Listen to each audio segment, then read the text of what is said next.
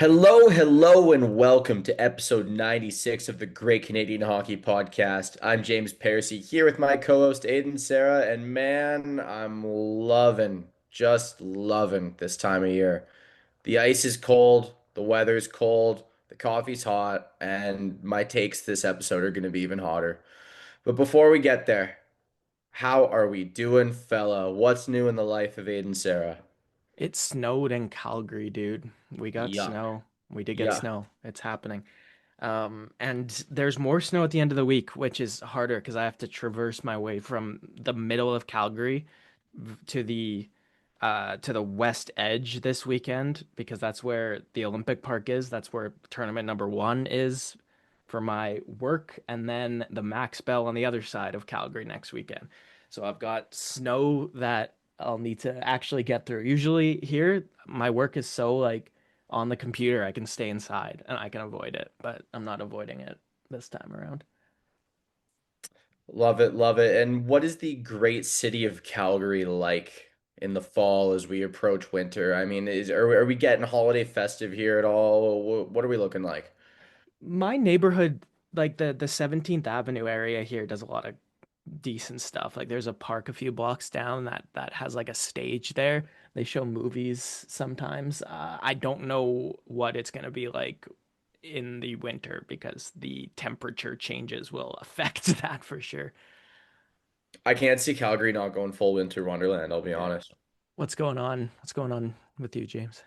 Well, I had a nice eventful little weekend there. I went to on Thursday that we had I don't know what is that, November 7th, something like that. I went to see a tech house artist called Odd Mob at a club in Vancouver. I went with my buddies Johnny and Colton and Caleb, of which have been mentioned multiple times before.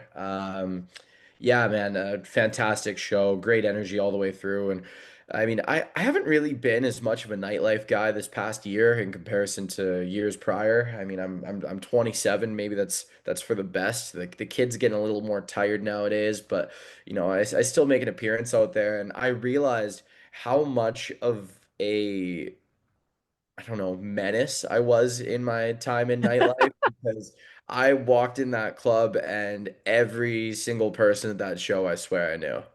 Like I would walk 5 feet and it's like, oh, sup, man? And I would just dap someone up and continue on going. And then this person Well, was like, oh, want to get a drink, want to get a shot. Oh, what have you been doing lately? And then I weirdly saw Aiden, I saw Jordan Prentice, a former BCIT compadre of ours. I believe she's at CBC or Global now, one of the two. Yeah, yes, that was entertaining. Yeah, so many people I knew, and yeah, just a fantastic show. I've Um, been I've been in Vancouver with my dad before where I've walked down the street in areas where I'd spent a lot of time uh like when I was 18, 19, 20, my best friend and I had friends that were in a band that would do a lot of shows downtown. And I just got ended up getting to know everybody that was around that area. And I was walking down there with my dad one time. Three separate people came up, said hi to me. I think I had one name for my dad, and he was like appalled that that was happening. Tragic, tragic. But one fun thing about this artist is that he's been a pretty fantastic producer, just getting better and better since I don't know, probably 2016, something like that. I've got songs of his since just about then, but he only really started hitting his stride at a mainstream level probably 2 years ago, and it's been a pretty prolific rise since then. He almost quit music 4 years ago, and he's from Australia, and maybe 5 years ago. And Australian superstar tech house producer and DJ Dom Dolla told him, I love your stuff and I play it all the time, man. Please, please do not quit. Do not just go get a normal job. You have a talent." And I got to see this guy Odd Mob do a 3 hour set at Coachella this year, and just a fantastic show. And he's even better since then. So just from April to November, the guy has improved that much already, and tons of fun there. But it continued. This was a big weekend for me and my now chill self. Me and Colton and Caleb went to the Avalanche game at the Vancouver Canucks at Rogers Arena on Sunday, where the Avalanche really, really got things off to a fantastic start. A fantastic start for me sitting in section 119, row two. Row two. And that was a last minute ticket purchase. We bought our ticket at 6:57 for a 7 p.m. start. All thanks to the Game Time app, of which we are not sponsored by. I would love to be sponsored by those fellas. So if you're listening, please give us money to talk about you. I'd like that. I'd really like that. Caleb told me how much he'd spent at the end of the night, and clearly he was factoring in the ticket, but he didn't say that. So I genuinely thought this guy like dropped half a grand on booze No, after no, that. no. Yeah, that's including the ticket. It was Yeah, 250 bucks a ticket, roughly. that's good. That's Yeah, good. Yeah. yeah. And we went to Shark Club beforehand, and we were trying to get in on the 50-50 for the game, but we couldn't find the person. And the person, a different person, comes around with this board, and the board is for this upcoming game. And you pay $10. You pick a number off the board. I picked number six, whatever it was. And then I get a Canucks player and an Avalanche player. And if one of those players has the first goal, I get to pick a genuine licensed jersey from their selection that they have sitting there. Um, I got Jack Acan and Lucas Reichel. Was not happening. No. My buddy got the defenseman Elias Pettersson and then Ross Colton. That's a little more possible. And then Caleb gets Nathan McKinnon and Quinn Hughes. So, about 45 minutes or 45 seconds into the game, McKinnon comes blazing down the ice, scores. There's the jersey. Scores again. We start thinking, can we double up on these jerseys? If he scores twice in a row, do we get more? But no dice on that one. I didn't Yeah, I was even gonna ask. I, say I would have felt good bad. good luck, yeah. We went there, and the jersey selection had been picked through quite a bit, and he ended up with a Guy Lafleur Montreal Canadiens jersey. Nothing to complain about there. Nothing to complain about. I also had a Stan Smeel steamer footlong hot dog for the first time ever, as did Caleb. It was honestly, man, best sporting event hot dog I've ever had. That was fantastic. I think some baseball fans would throw a flag on that play because I've never been I to know, a yeah. professional Oh, me baseball neither. game. Me neither. But just the reputation of some of those ballpark hot dogs, you'd think, yeah, we might get some baseball pushback Hey on man, that one. take me out to a ball game. I'd love to go to one. I'd love to. It sounds like something I would thoroughly enjoy. You drink beer in the sun while eating hot dogs and watching a low event game. It's a paid hangout. It's a nightclub before nightclubs existed, but it's daytime. I mean, like, give me an organ. I'm stoked to go to a baseball game. Nat Bailey, Yeah, Vancouver Vancouver Canadians. Canadians. Yeah. Yeah, I would love to go, but I think I checked in the summer and they've seen a ticket price hike. So Yeah, I a little bit, but those midweek games we'd yeah still be good for sure. yeah we'd be cruising. Okay, Yeah. well this summer I'll make a point of it. I've said that the last 2 summers, but Me maybe for too. real this Yeah, time. I know. Yeah, a great game. Ended up 5-4 in overtime, but I need a couple hot takes after that game because before I get to those, just a couple notes as well. Kiefer Sherwood, Pat looks amazing in person. Passes the eye test fantastically. Connor Garland as well. When you are complaining about that Canucks team, those Canucks players, I do not want to hear anyone complaining about those two. They look great. Tom Wielander looks like a lost puppy out there. I am not impressed by anything other than his positioning at the start of shifts. And it's the start of the shift, buddy. Like, this is the easy part. He very much, I mean, it's not his fault he looks in full-blown panic when McKinnon or Makar is blazing down the ice at him, but I need a little more composure from a guy who's supposed to be all that in a bag of chips.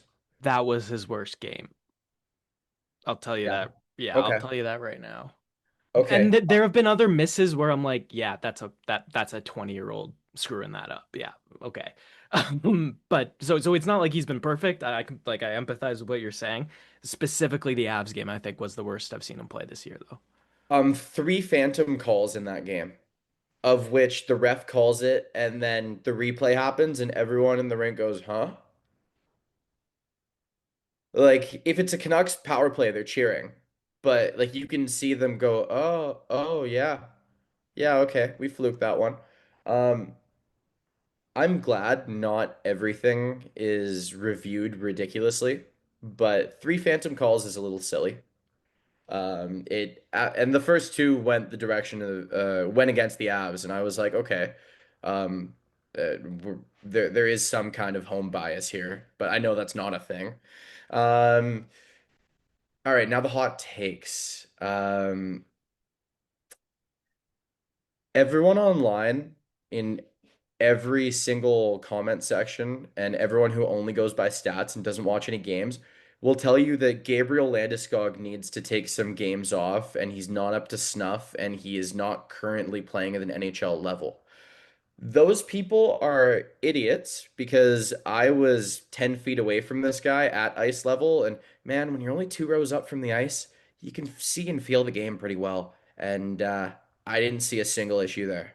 In fact, over the past 10 days, one could argue that he has been getting more and more himself. He will never be what he was before. That is not going to happen. The dude basically had to learn how to walk and skate again. I don't know if you saw videos of him skating in his little solo practices, but the dude looked like he had a steel beam for a knee at one point. I think he So, did. I mean, yeah, like they, they regrew the cartilage in his knee. You really think he's ever going to be a dynamic power forward after that? Not to mention, is he not 32 years old? Yes. Right, okay. 32 and like turning 33 Yeah, like next week or something find too. me a turning 33 power forward that actually looks like they did at 26. Well, listen, at the end of the day, what's going to keep Gabriel Landeskog's career going? I think you and I can both agree it's going to be predominantly his hockey IQ, Yep. right? And the guy when you have a guy that thinks the game and is as experienced as him, like even acknowledging that he's not going to be the same player, there is no scenario that I don't want this guy on my second line at all. Continuing hot takes. Kevin Lankinen isn't really that good. He's a smart goalie with good positioning, and that bails him out fairly often, but there is no like over athletic desperation that goes on there. Like he will never blow you away. He'll have a really good safe game where you went, "Oh, nice, that was steady." But he is not the goalie that's going to steal you multiple games. I Next think, next hot take, and this one I think is sizzling because the oh, other ones weren't even really that hot. They were just warm.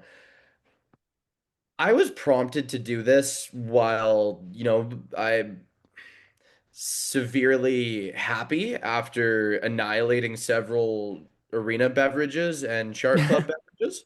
Um, Stanley Park Brewing Sunsetters at Rogers Arena. Great selection. That is one of the better in-building beers that you can enjoy. Like, thank you for not just having a Budweiser or a Coors Light. Like, I really, really appreciate that. But yeah, Rogers Arena as a building itself with a quote unquote concourse.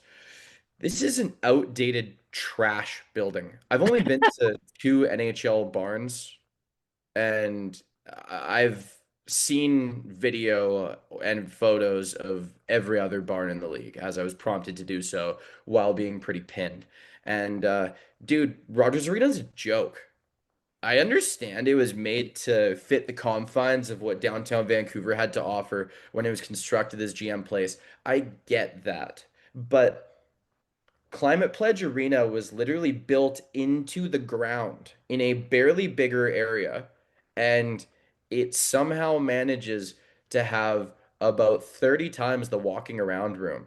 The amount of time, if you're having more than two beverages and say you had a few too many glasses of water, even, the amount of time it takes to go take a piss at an intermission is absolutely ridiculous. And while you're doing that, you're getting bombarded on either side by layers of people. Like it's just two levels of hallways. That's all this building is. When you walk into Climate Pledge, you have you've got like you've got a high school theater worth of space between you and the next wall. So, sorry, you've only been to Rogers Arena and Climate Pledge? Yep, Okay, so it sounds like your stark contrast and experience is the exact same you'd have if you came here, went to a Calgary Flames game at the Saddle yep, Dome, and then went up to Edmonton. It is, yep. it's a quite parallel. But Yeah, I mean, I was with at least one person who had been to the Saddle Dome, and that person definitely agreed that the Saddle Dome is significantly more roomy than Rogers Arena. the concourse. I think you're right. Yeah, no, and Yeah, you're completely correct when you say like it is. It's a building that is too big for the plot of land on which they built it, ostensibly, right? yeah. Um, yeah, and you know what? That I'll say that scoreboard, that big scoreboard they just put in, That is sick. probably added at least 15 years to however long they're going to be in that And the arena. seats, the new seats, Yeah. those new shiny black seats they put in, those are unreal. And Aiden, they have cup holders. Oh yeah, No dude, more that's spilling your clutch. beer down the row next to you. Yeah. You have a cup holder. Now, um, I think only four sections on either side of the rink have those new seats. They're coming though. They're coming. Yeah. And this arena thing with Rogers, this is a tree I barked up while I worked in news. And people with the Canucks and people working for Rogers and even people at the company I worked for, everybody told me I was barking up the wrong tree. There's no story there. But how come when you ask anyone who's been to a different barn, they say, yeah, this one's a joke? How is there no story there? They declined to comment, obviously. I tried Yeah. to make a story out of it because I mean I'm a passionate sports fan. But no, no dice on that one. And I can't wait until it is a story. So nobody can listen to me, but I can still be like, okay, yeah, I told you so. This has been a Yeah. thing. This has Yeah. definitely been a thing. Yeah. No, I get it. You're right. And you know what? I think even I went to Disneyland when I was 7 years old, I think. Mm. And my parents took me to an Anaheim Columbus game at the Honda Center. And this was Isn't that a like, sick rink? yeah, it was like 2009 though. So it wasn't super updated or anything. But even in 2009, where I'd been to like two Canucks games ever, if that, I might not even have, like the stark difference between that and Rogers Arena, like the Honda Center at Anaheim. It is entirely what you said about the fact that they just shoehorned a too big for the size building into that area. James, I am absolutely just like I don't know if I'm nervously anticipating what's going to happen to that area come the World Cup because like obviously Vancouver's already a packed place and that specific area of Vancouver during events gets very packed. I don't know if you've ever Stadium tried to Chinatown drive. Station. Yeah. Right there, you have multiple entertainment venues on the water side, and then you have BC Place and you have Rogers Arena all Well, right there. and it's Yale Town, like 5 minutes Yeah, down from BC Place, right? yeah. So during the World Cup, dude, I am very interested to see how this all unfolds in that I'll be area buying a and how last it's minute ticket handled. on game time.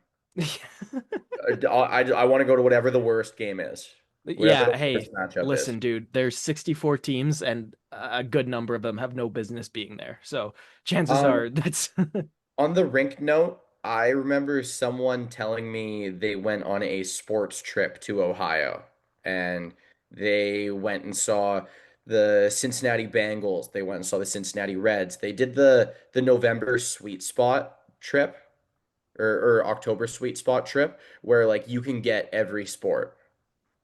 And they told me Nationwide Arena, home of the Columbus Blue Jackets, is one of the best ones in the NHL. It's not the biggest, it's not the most roomy, it's not the most updated, but it is perfectly set up. Perfectly. And it is and known it's for got the having some of the cannon. best ice in the league. And it's got the cannon. And That's it's got fun. the cannon. One last hot take, and it's not even a hot take. When when you do notice the forward Elias Pettersson, he actually does look pretty good. The problem is you don't notice him most of the game. Yeah, that well, and again, that was actually the number one takeaway I had from that game was how invisible he looked at 5-on-5, which I think is specifically when when he wasn't doing anything. Like he was effective when they were on the power play, which they were because of how high An Another high. piece of fun for you, other than skating fast and having the like really good burst 3 times a period at the blue line, offensive blue line, where he does something really cool. Quinn Hughes was not great. His defensive game that everyone keeps telling me is on par or better than Cale Makar's is a joke. I don't understand what all the hype is there. This is the fourth time I've watched him play this season, and this one was right at ice level. And I have been continually shocked by how bad this guy is defensively in comparison to the defenseman on my favorite team. That they keep saying, "Oh, if you still think Makar is better, you're a dinosaur. Oh, you're stupid. Blah blah blah blah blah. Oh, you're biased." No, I'm not. You're an You're actually an idiot. Go watch some hockey instead of following your stupid team's stupid media. Yeah, I don't. I think as a podcast, we've established that Cale Makar's the best defenseman in the league position that you're further confirming. I mean, like I'm not. Not gonna lie, dog, I'm taking Werenski over Hughes some days. Oh, yeah, I don't hate that either. Zach Werenski, the way he munches minutes for Columbus. Like I know we haven't said that in a while. I remember when that was a thing, like when Ryan Yeah. Suter and Jared Spurgeon were playing 35 minutes a night, and that was seen as like the best thing in the world. Your But Shea we're Theodore is playing like 25 a night right now. oh yeah. Yeah, I do. That Petrangelo gap is You know all Cam him. York is playing 25 minutes a night right I now. knew that too because I just watched this Philly Edmonton game. You know he's Um, really good right now. yeah, which I'm so shocked by just because it's under John Tortorella. Like I like the guy. I thought he had an NHL career in him. I just didn't Didn't think it was Torts gonna have happen. major beef with him like Oh last year? yeah, yeah, because of kind of how the what kind of defenseman he is, which is a little bit soft at times and And is offensively he inclined. now not Rick Tocchet's guy? Change of coaches sometimes just does everything for you. Um, Aiden, it's been 2 weeks since our last podcast. This one is mostly on me. We ended up rescheduling a couple times, and then we just took a week off. It happens. We are not loaded with sponsors, so we have the ability to, yeah, sponsors lame, whack. Yeah, we have the opportunity to, reschedule, not have as concrete of release times, and sometimes that's to our benefit because we're both fairly busy people. But that also means sometimes when you skip an episode, you got a bunch of news to catch up on. I know this is probably news that where if you're a huge hockey fan, and I assume you are if you're listening to this, you probably have heard about this, talked about this stuff at length already in your own circles, heard it on different podcasts, but we're going to cover it anyway. We've got a few contracts to get back to. First of which, since we're talking defensemen, Thomas Harley, the left-hand shot who seemingly took over most of the first pair and first power play roles from Thomas Harley last season, only to relinquish quite a few of them back to good old Miro there on the Dallas Stars. Signs for 8 years at Aiden 11 point what? uh 11.5? 10.5. 10.5. Yeah. 10.5 in a no state tax situation. Yeah, he's getting a good take home there. He's getting like what a Kings or Canadian, like what a California team or a Canadian team would have to pay like 14 for.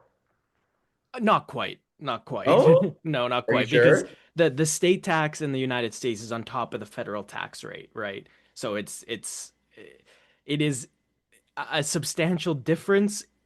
Does Seth Jones not take home about $1 million more than Drew Doughty right now?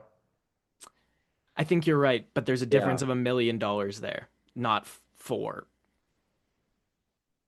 Like I think Doughty is at 10.5, Jones is at 9.5. So there's a $2 million discrepancy. interesting. Interesting. I'll have to think about that more. But I digress. Let's continue. Thomas Harley. I mean, this is a guy we expect to most likely see on the Canadian Olympic team again this coming winter, and this is a guy who we've all come to understand is he's everything you want in a top pair defenseman now. Do you have any concern that Miro Heiskanen has resumed his position as the number one power play defenseman in Dallas and he is back to defending against teams' top lines? Okay, yes, you're correct. Now, are you asking me that in the framing of does that make the contract look worse, or does that? Yes. Okay, Does this contract concern you since those things are a okay. factor? Y yes, that is happening in Dallas because Heiskanen's also elite and like what, 26? So it's And not like healthy he's, again? yeah, yeah. Um, but the contract number doesn't concern me Okay. because like I know paying two guys on the left side this much money each looks like a lot. Every other NHL team would have given Thomas Harley this, at least, right?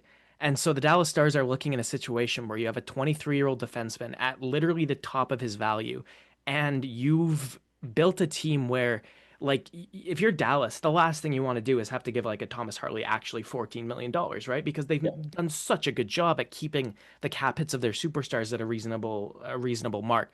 And I just look at this contract as Dallas again, just kind of thinking big picture. And again, we're going to talk about Logan Cooley in the same way in a second here, where you take a step back and you ask, okay, what is Thomas Harley getting as a UFA at 27 in 3 years? It's a lot more than this, right? And it's a lot more than this with Heiskanen or without Heiskanen. This guy's elite, Heiskanen's elite. They're going to split the time, but at the end of the day, like again, talking about minute munchers, Dallas could have one of Harley or Heiskanen on the ice during the entire game, and that's like a dream. That's a dream. I really framed it like I was concerned about the number, but I'm really not as well because of that dynamic cup winning Tampa Bay Lightning team that won two Stanley Cups and went to another finals. The left side of their blue line was made up of their highest paid guy, Victor Hedman, their second highest paid guy, Ryan McDonough, and then their third highest paid guy at the time, I believe, in Mikhail Sergachev, or at least third most important. And Dallas rolls out Heiskanen, Harley, and Esa Lindell. Those Yeah. are your three lefties, and I would happily be paying those three guys to be on the ice for the entire game. Now, when you do have the opportunity to stack the two of them, that's both concerning and exciting. I love that.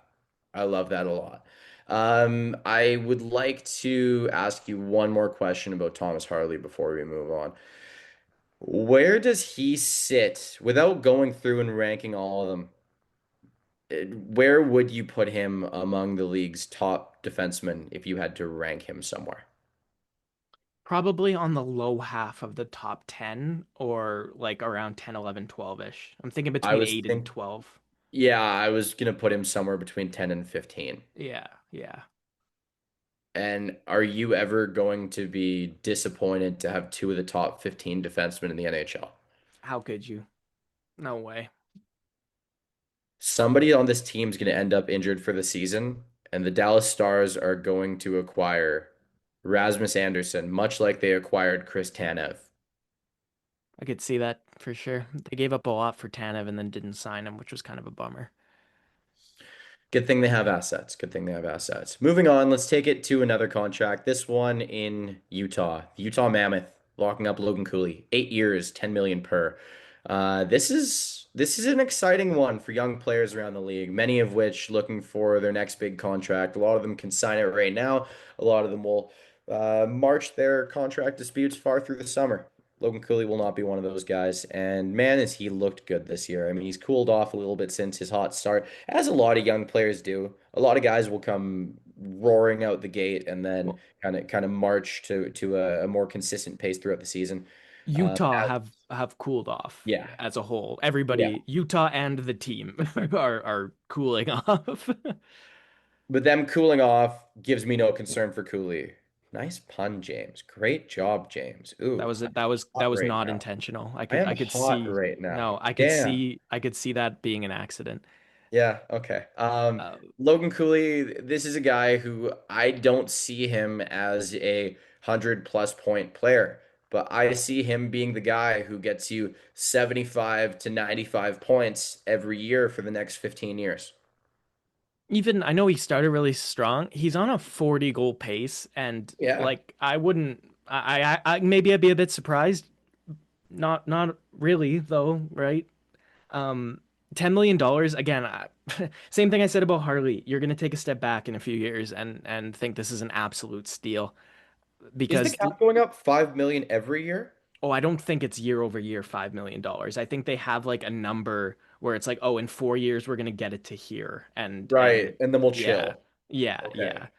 But Um, there's still like 12 million to add yeah, to that. there's still a lot of upward trajectory here, and $10 million for your 1C, that's not a like if it's a good first line center, that's a great price. Or the cap's like 102 this year or something, or 98 or something. Either way, Logan Cooley's salary boils down to give or take a percentage, 10% of your salary cap. And if your top line center is only making 10% of your salary cap year over year, I'm really, really not worried about your salary cap structure whatsoever. In a hard cap league, kudos. Kudos to the Utah Mammoth. Mammoth still doesn't roll off the tongue for me. Yeah, I get it, but I like it. I know it's Yeah, kind of oh, got I that. like it. Yeah, It's just gonna take some time. yeah. Let's talk about another dynamic forward. This one I did not expect Aiden. I thought he was going to headline this summer's UFA class and get paid. He got paid in Colorado. He Probably got not as paid. much as he would have got on the open market, but he got paid, dude. Marty Necas, the dynamic right winger for the Colorado Avalanche, acquired last year in the Mikko Rantanen deal, and I mean, looking like a match made in heaven with Nathan MacKinnon. Him, McKinnon, and McCarr ripping around on the ice. It's become a thing that he is interchangeable with their spots on the power play, which opens up a lot more creativity. McKinnon was in a bumper role one game that I watched recently, and then they swap like 20 seconds in. It's ridiculous the puck movement that they can do with his speed and with his versatility. I think he probably looked at what could happen if he hits free agency or what could happen if he just spends 6 years with prime Nathan MacKinnon. He's 26, man. Like he's not old. No, He's got years left in his legs. we'll Eh, have him when MacKinnon isn't good anymore. yeah, he might get better. I actually think he's gonna like. I Hmm. would not be surprised if this guy got better because has learned in the last 3 years how to play to the 6'3" frame he has. I thought early in his career, like it wasn't a sophomore He slump. got It was blown like, up early yeah, on in his his career. his third season, I was like, you just like it's all tools, but he's just not putting it together. And then every year since 22, 23, you've seen what this guy always had the potential to be. Um, and again, quite frankly, as much as the Mikko Rantanen hole must still sting, like this is a wingman to Nathan MacKinnon, like you said, for a long time is nothing to complain about whatsoever, especially as you're getting Arturi Lehkonen and Valeri Nichushkin. They're both moving into their 30s, right? That's a fact. They re-upped Brock Nelson, who's 33. Um, getting a guy under contract for a number that is a little high, I think, but again, you take a step back, I don't think it's going to look all that bad at all in a few years. Marty Necas used to hit the deck a lot, and by hit the deck, I mean fall down a lot. He doesn't do that nearly as much anymore, and that has begged me to go onto Reddit because there is no stat for player who falls down the most. The NHL does not track that. So I'm on Reddit because someone else 3 years ago has gone, what player falls down the most, not from being hit in the NHL? Who hits the deck most often? And first comment is that Scott Hartnell music I hear. Second comment, and the most liked one, Connor Sheary. Sheary is on the ground all of the time. Third comment, Tyler Bertuzzi. And then the response to that is, this season I'm going to take a shot every time he falls. End up with alcohol poisoning by the end of the second period. Then the next one, it's still Mason Raymond. It's still me. I Tim have a Stützle, frustration. I all have the a time. yeah, Tim Stützle, like listen, I like Tim Stützle a lot. All right. Yeah. In Europe, when you're a soccer player, you learn how to draw fouls, and by Oh yeah. that, that's a very nice way to say dive. And Tim Stützle, unfortunately, has taken some of those habits out of football and into the NHL. Early on in his career, Mark Scheifele was nicknamed Bambi for this very reason. Jesperi Kotkaniemi hits the deck a lot, big time. Uh, Someone commented TJ Oshie, and it says, I was looking for this. The phrase "and Oshie blows a tire" is ingrained in my mind from when he was with St. Louis and wondering if he just hit the ground every day. And then Taylor Hall was unironically called Taylor Fall by some hockey nerds. That's the last one. That's the last one I'm gonna do because this is a very, very, very funny one. Ah, Elias Pettersson, the first half of the season last year was a giraffe on skates. Yeah, Yeah. yeah, absolutely. I was gonna say I was waiting for that one, kind of. I will leave that one there. That one is some fun. That's a little tangent for us. We haven't been doing that as much lately. Maybe we're pros? I think we're No. focused a little bit Yeah. more. Yeah. A little more dialed in. Jacob Markstrom re-ups with the New Jersey Devils. 2 years. 6 million per. Yes. So that's this season and two more runs that they have their starting goaltender, Jacob Markstrom for. And Jake Allen's making sub 3 million in this extension that He's he's got playing as well. well. Playing So very good. For the next few years, you will be paying your veteran goalie tandem less than $9 million to do very, very good things. Kudos. Kudos. Yeah, That's I very good. hope they continue. Like Markstrom's been pretty mediocre so far this season. But again, Allen has been very much above that. Not to mention, I don't hate Nico Dawes. I don't. His save percentage numbers. Former World Junior goalie Nico Daws? Yeah, yeah, a former World Junior disaster, Nico Dawes. Yeah. But um, like his numbers in the A could be better, but like he passes the eye test. I guess is the best way I can say it. Like he makes every save he needs to make. I don't see him for the Devils spitting out rebounds. I'm like that is a rookie mistake. Like it's he just gets beat, and I think some more experience under his belt it'll help. Um, but Markstrom, you got him age 35, age 36, age 37, which I think walks you right into whoever's next, right? Like I think this gives them 3 good years to find that next up in the pipeline. Next up, the Colorado Avalanche re-upping their offseason acquisition, Gavin Brindley. He was acquired from the Columbus Blue Jackets along with a draft pick in exchange for Charlie Coyle and Miles Wood, both a cap dump and a rebuilding of the prospect covered for the Avalanche.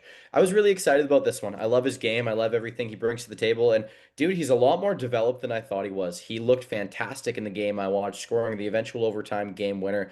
And, with Logan O'Connor coming back to the lineup at some point, you'll see his ice time decrease. But, I hate to say it, I wouldn't gamble on the health of Colorado Avalanche forwards. There is almost always at least one of them out with injury. And Gavin Brindley is going to be a gun for hire throughout that lineup. And I love exactly what he's got going on. He's got a lot more fight than a lot of guys his size. He battles for every puck, and he is seemingly learned to skate like he's a little more angry at the ice. He's not gliding around out there, which I mean I saw a bit of that going on in preseason and the early goings of the season, but he's really found his footing. First year or 2 years at just over 900K, the second of which being a one-way contract. So the plan is for him to be a full-time NHLer for as much of this one as possible. Aiden, what do you know about Gavin Brindley? Oh, dude, this is a slam dunk.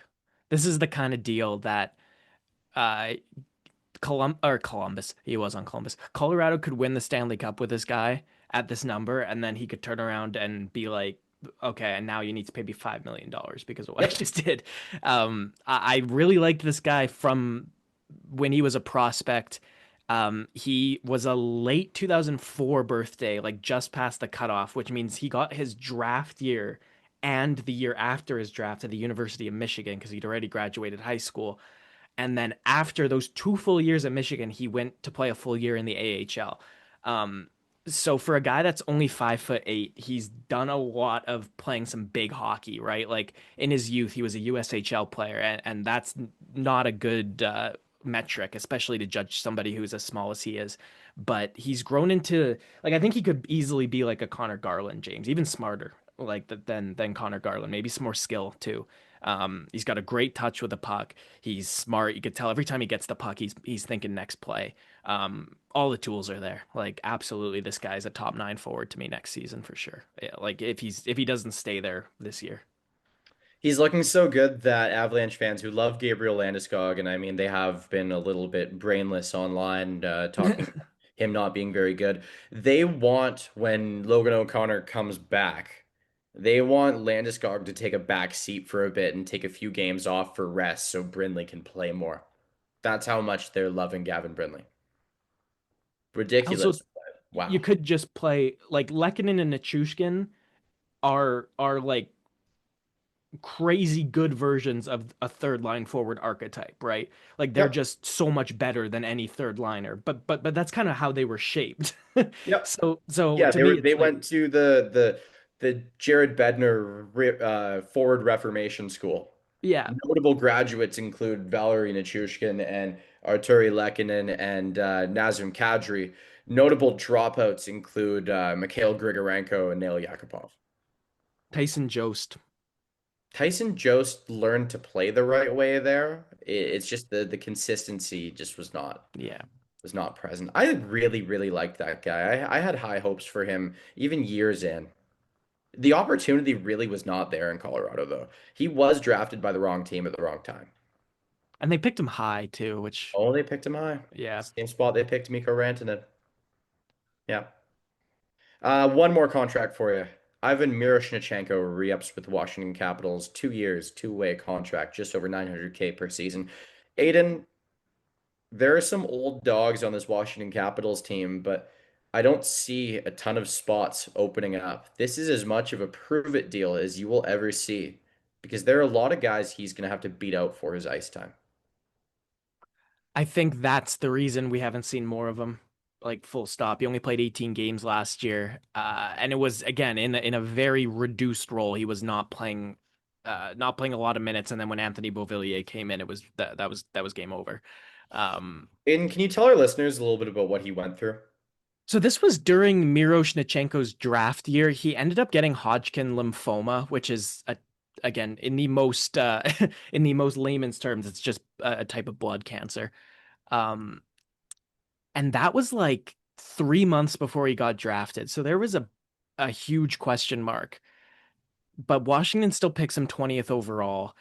And then when he comes over to North America for the first time, he's part of a Hershey Bears team that does so well. And he wasn't a big piece of what they did during the regular season, but he ends up with 7 goals during the playoffs, which is tied for the second most of anybody on that roster. And again, it just goes to show for me like how how how important the amateur scouting is because Miroshnichenko was the biggest question mark in the world, and I really think Washington made a good bet on him, especially with the fact it was the 22 draft, which meant so many players had those question marks. And you're calling this a prove it deal. I don't expect him not to prove that he's worth keeping around for the Washington Capitals. I think you nailed it on the head when you said there's a lot of guys he has to beat out for ice time right now. Uh, but this could be.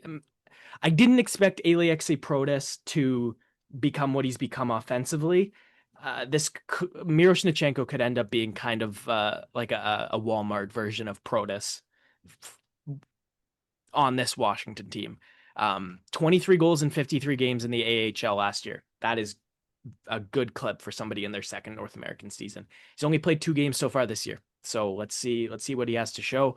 But if Washington get a couple injuries in that forward core, you could see him not only get in the lineup, get in a pretty good spot, playing with some of the top end players. And once he has the opportunity to really show what he can do, anything's possible. Aiden, that's all for contract signings for now. Watch for a few more as the season goes on. I believe one of the next big ones we're watching for is Connor Bedard's extension. That's going to be an exciting one to see where that one goes. Um, let's take things to somewhere Aiden is going to complain a lot. I've parked 5 minutes of my brain to listen to what Aiden has to say about Canada's Olympic jerseys. Oh, a lot. They're just so fine. They're so mediocre. Like, eh, I don't think I have a huge rant about them being like bad. They're just, yeah, they're just as like, all right, fine as you could have got. Um, the red one with the black leaf, I like black. It is getting so overdone. So to me, that red one with a black leaf, you put a white leaf on it, it's fine. I don't mind the black on black. Like it's a bunch of times where I'm just like they've shown time and time again they can do better than this. Like so can we maybe try and do better than this? With that being said, I actually really like the white one. In 2010, they wore that white one in the gold medal game. They wore it in the quarterfinal against Russia.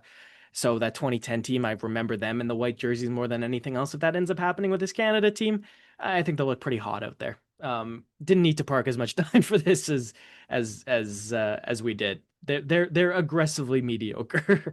um, I think a lot more people hate these than I do, though. Like the reception of these wasn't good.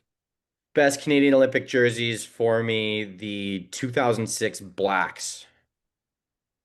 That's my favorite for sure, as well as but then when you go World Juniors, I would be happy just using the World Junior jerseys that we wore in 2020. You could just put those on the Canadian Olympians and I'd be fine with that. Yeah, I think like the Olympics always makes you not have the double IHF logo. Like I think for Yeah. some reason it's a thing that they have to make the new ones. Like are you seriously telling me that the black and then the black rimmed with the red base jerseys that Alexis Lafreniere wore in the 2020 World Juniors. You're telling me that's not just the best Canadian jersey ever made? That red one, yeah, I like it a lot. I like the black one a lot too. Like that I'm talking, specific black yeah, the one. black one and then also the red base with black Yes, from the yes. shoulder Yeah, up. yeah. You're right. Those ones are both so good. Oh, just wear those. Yeah. Just take this other stuff away. I'm fine with the jerseys. You're right. You're right. Yeah. But I honestly expect you to complain quite a bit more. Good job. Kudos. Okay. Um so Hall of Fame has come and gone, which brings us to my three guys that are entering their eligibility next year, and I want to ask.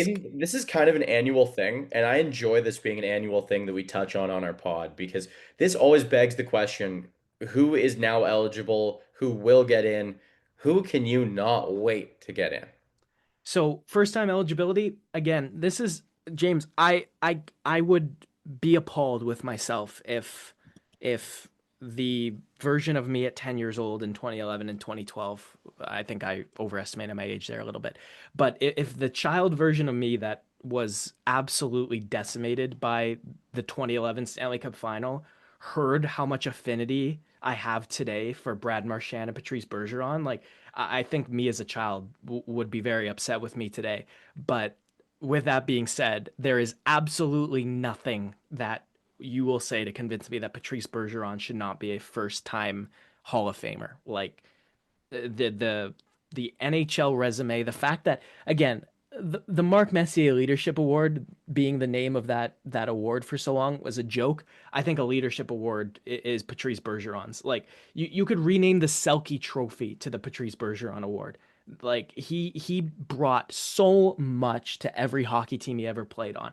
He played on an excellent line with Crosby and Marchand in 2016. He played with Crosby in the 2014 Olympics. He's a three-time best on best champion, Stanley Cup champion, and probably the best two-way forward that we saw post Pavel Datsyuk and that we've seen post Pavel Datsyuk.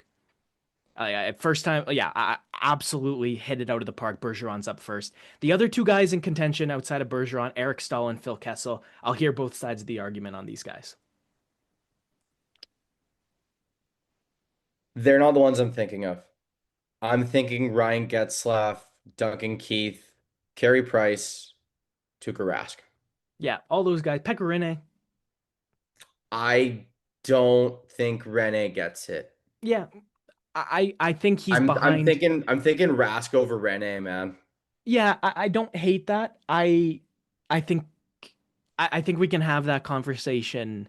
Dude, I'm thinking Maybe Dustin Brown over Rene. Rob Brindamore, Keith Kachuk are both not in there yet, right? Like it's If you put Rene in, you have to put Holtby in. that's fair. That's fair. Yeah, because Prime Pecorine was the best goalie in the league, but it was If you put in Rene, you have to put in PK Subban. yeah, I get it. I understand. If you Uh, put them in, why is Jason Spezza not in? Jason Spetz is on the list of guys where I'm like, it could be during a weak I'm not year. putting Jason Spezza in. Yeah, probably not. Justin Williams is on this list too. I think we've talked about that I'd put before. Justin Williams in ahead of all of them. Yeah, I don't hate that idea. One other interesting one. I mean, you talked Phil Kessel. Why has there been not very much fanfare on the Getzlaff thing? I kind of breezed over it. Like, why are we getting so much crickets on that one? The guy was fantastic for Team Canada. I mean, two Olympic gold medals. He's got his Stanley Cup. He's got his World Cup of hockey. He was he an accomplished World Junior player? Is that a thing? He was on the 2005 team that Okay, that yeah. ran the show. Yeah, I mean, that's a triple gold club member, and we're pretty much breezing by him. And he was captain of a team for an incredibly long time. 1,019 points in 1157 games with the same team. Corey Perry won a Hart Trophy by getting backdoor tap-ins and being in front of the net for an entire season of Getzlaff's best season of his career. The Anaheim Ducks won division title after division title and ran trains on teams in the first round for the better part of a decade because of this man. He learned leadership, grace, and skill and determination from a laundry list of pros that were there in the early stages of his career. Those pros being Teemu Selanne, Jean-Sebastien Giguère, Chris Pronger, Scott Niedermayer, and then all the savvy vets that filled out the bottom end of that Brian Burke constructed lineup. Just a fantastic career and a fantastic human being. You hear about all the charity work the guy does. How was he not a first balloter? Great question. He's in now to me. Like he's a Hall of Famer. He was Ryan, eligible, Aiden, he was eligible this year. Like he could have yeah, gone in already now. yeah, yeah. And again, I'm surprised they didn't use any excuse to exclude Alexander McGillney. But You do, that's what I'm saying. yeah, yeah. No, Ryan Getzlaf will get in. It's a little weird he's not already. I agree with you. Yeah. Um, yeah, yeah. Because at the end of the day, there's not a lot of like I don't want to put everything through the lens of like, oh, this guy's Dude, such a Getzlaff over legend. Price. We could talk about that.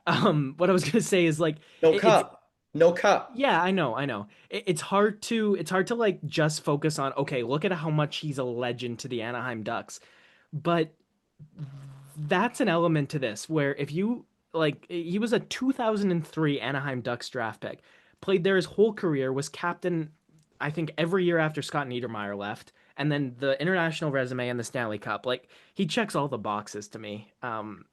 Yeah, he checks all the boxes to me. Bernie Nichols isn't in there yet either. He deserves a shout because of his points.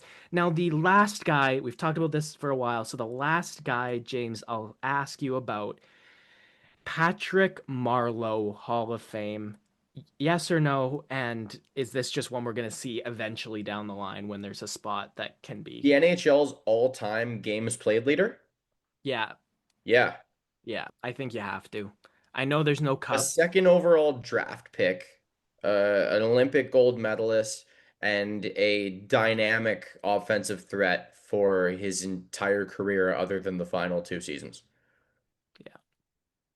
No, he's on the Yeah. list, I think, of guys that are maybe just waiting their turn now. Well, and you know Okay. what? There's only one lock. There's Can only I one ask you lock. another one? Yeah. Rick Nash. Yeah, Rick Nash is hard too. Yeah. I I don't think he's right on the fringe, but I lean towards uh, dude, if he won one more individual award, okay. if he won one more rocket, I'm down. But wasn't his rocket a shared rocket? Yeah. Yeah. That's not as special to me. Yeah. No, Because when you have a rocket, Richard, you are a better goal scorer than every other player in the NHL that year. But if it might not even have been that season. It might not even be his shared rocket. I think But like Price it's that kind of thing. I'm putting Vinny LeCavalier over Rick Nash. I'm going Price and Getzlaff instead of both Eric Stahl and Phil Kessel. You can add Yeah, Stahl and easy. Kessel to the list of futures, I think. Um, yeah, yeah. Patrice Bergeron is the one first time eligible guy this year. I think is a lock. I think Getzlaff and Price are the other two guys I really want to see.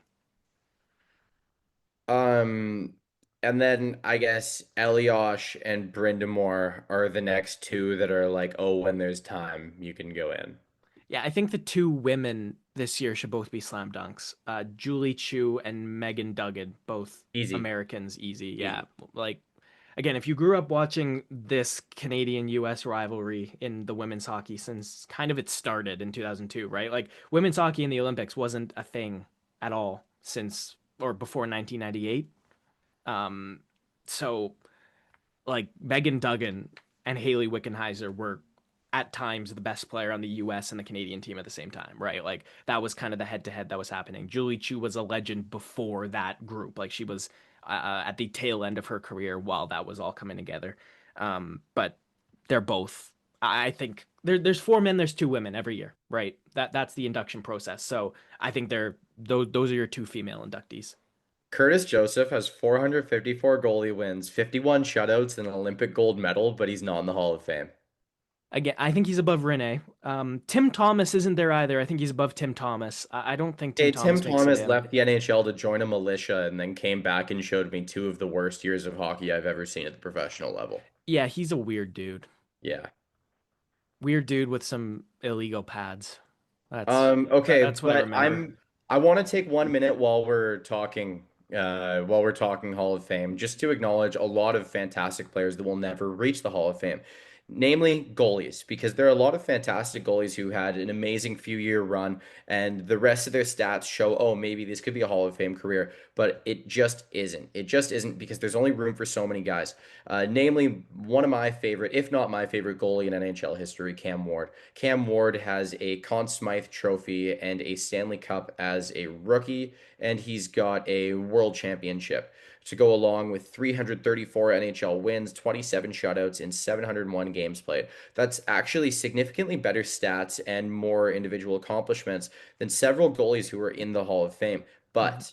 But there are many guys with comparable resumes. If you throw him in, you have to throw in a Mika Kiprasov, who had better individual numbers through his entire career, but not quite that guy. But still, amazing career. You would have to throw in a Chris Osgood, who, dude, 401 wins and three Stanley Cups. Chris Osgood, not in the Hall of Fame. Uh, Bill Ranford has a Conn Smythe Trophy and a Stanley Cup, as well as a Canada Cup, and then another cup as a backup. And I mean, you can go down this list deep, deep, deep, and you can find a John Van Beesbrook who has insane stats and a ridiculous amount of wins. And this is just goaltenders. So I remind everyone yet again, Ron Hextall, one of the only players ever to win a Conn Smythe on the losing team. There's an NHL documentary on YouTube that I recommend every year called "The Names on the Cup," and in a Stanley Cup Finals in the late '80s, Ron Hextall was the best player on either team, but he did not win the Stanley Cup. With tears in his eyes, he accepted the trophy and he walked off the ice. And that is an all-time legendary moment in hockey. The guy has one of the more iconic careers of any goaltender, but he is not a Hall of Famer. And I'm not going to use the line, this is the Hall of Fame, not the Hall of Really Good, because you know what? These guys are famous, these guys are iconic, and these guys are legends of the game. But there isn't room for everyone. I, in fact, think we should only be letting in two or three a year. I understand that. Take a step back and look at this year, right? Where again, there's Henrik only Zetterberg above most of those names we just named. yeah, Henrik Zetterberg's not in there either. Absolutely. Yeah, totally. Totally. Like if this group of four, it's not going to be because you know, uh, it's just not. We can't Everyone have keeps banging the Keith Kachuk drum, and anyone who grew up watching him play, Aiden, you probably have zero memory of watching him play. Kachuk. No. He was that good. Yeah. Yeah. He I was rem that good. St. Louis Keith Kachuk was like the one I watched at the end of his career. Yeah. Um Zetterberg, yes. Okay, we've done a lot more on this Hall of Fame. You wanted to talk Anaheim. Let's segue into Anaheim from looking at the points leaders in the NHL because there is three guys in the top five that have 26. Bedard just scored actually, so hold on a sec. Let me see. I think it's now Carlson, Celebrini, and Bedard all have 26 points apiece with what just happened in the Chicago game. That's all tied for second. Nathan McKinnon's got 32. And then it's Carlson, Celebrini, Bedard. That is the that is McKinnon with a three. 6 point gap on those dudes. It's a McKinnon year. It just is.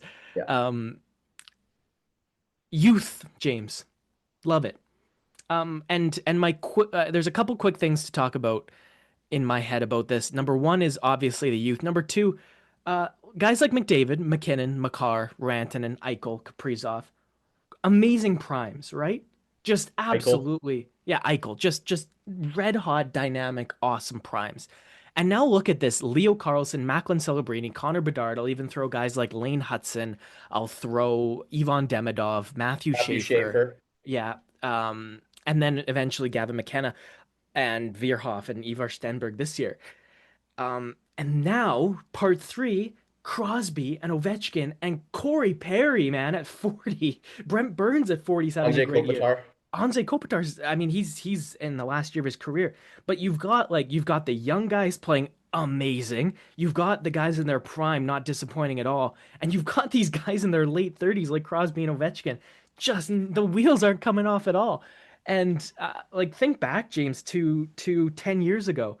10 years ago we were having what 100-point guy a year where like the Calder Trophy winners were cool but nothing like the seasons we've seen.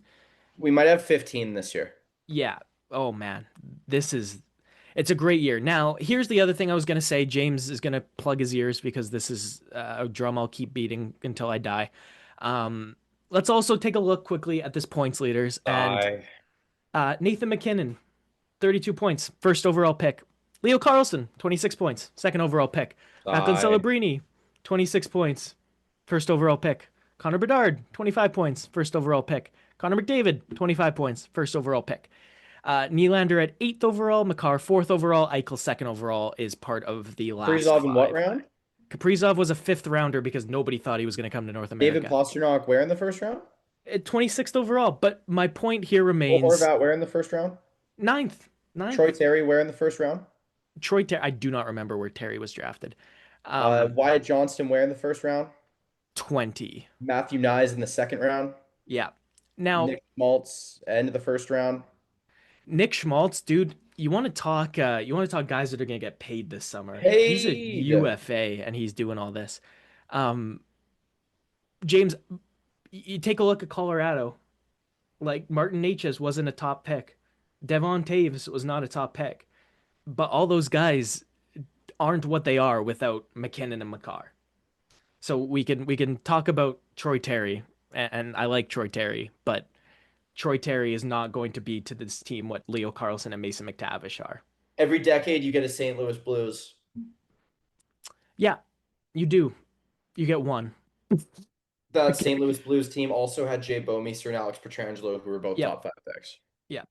Bowmeister as second, I think. Yeah, Yeah. because it does give me all of my every team since the 2009 Penguins have had a top two pick on their roster. Um, just quickly going to point that out because even our hockey pool group chat had the R word in it this week. James and I had a whole You have to conversation be about clear the about re what R word, yeah, otherwise we look really bad. yeah, it's the re I was gonna say rebuild coming up here in a sec. Um, the rebuild word was thrown around by Don Taylor on Donnie and Dolly as well on their show in Vancouver. Very, very Vancouver specific reference there. But just I'll reinforce best players in the league come from generally one consistent place. Um, and it's a place that the Anaheim Ducks have visited quite a few times of late. Leo Carlson's got 11 goals and 26 points. He is him. And he is 6 goals in his last 4 games, him. It's worth saying as well. Red hot. And as hot as the Anaheim Ducks are, because they are currently sitting in first place in the Pacific Division, 11-4-1, 23 points. That is a 3 point gap on both LA and Edmonton. And they have 1 game in hand on the Kings and 2 games in hand on the Oilers.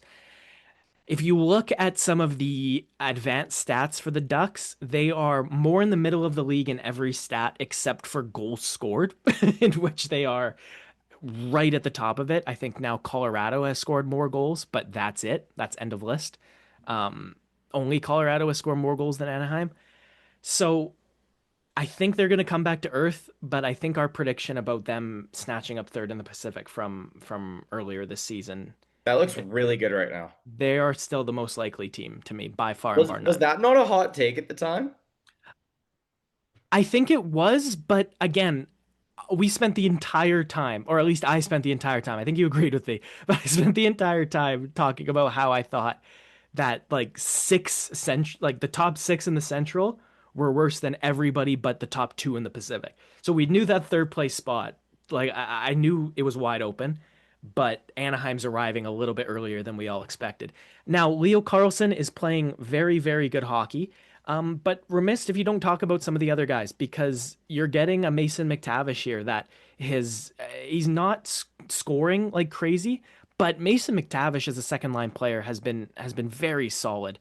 And James, we haven't even talked about Cutter Gauthier. That's I know Gauthier the guy on James's fantasy team that's probably the most sought after by everybody right now, save for save for Matthew Nyes. Cutter Gauthier has got 11 goals in 16 games. Beckett Seneke has come up and scored 6 goals and 11 points as a 19-year-old. I had I had dreams of Beckett Seneke doing this at the World Juniors this year, but that's starting to look pretty unlikely if he keeps playing the way he's playing. And again, Anaheim are getting these guys at the top of the draft. Beckett Seneke was a third overall pick. Leo Carlsson was a second overall pick. Mason McTavish was a third overall pick. They traded a guy they took sixth overall, Jamie Drysdale, for Cutter Gauthier. And you know what? They've got a good goalie. I am a big fan of Lucas Dostal as well. I know you are as well, James. And um, to me, this is just signs of what's to come, right? This is just the beginning, and it's nothing but upward trajectory from here for the Anaheim Ducks.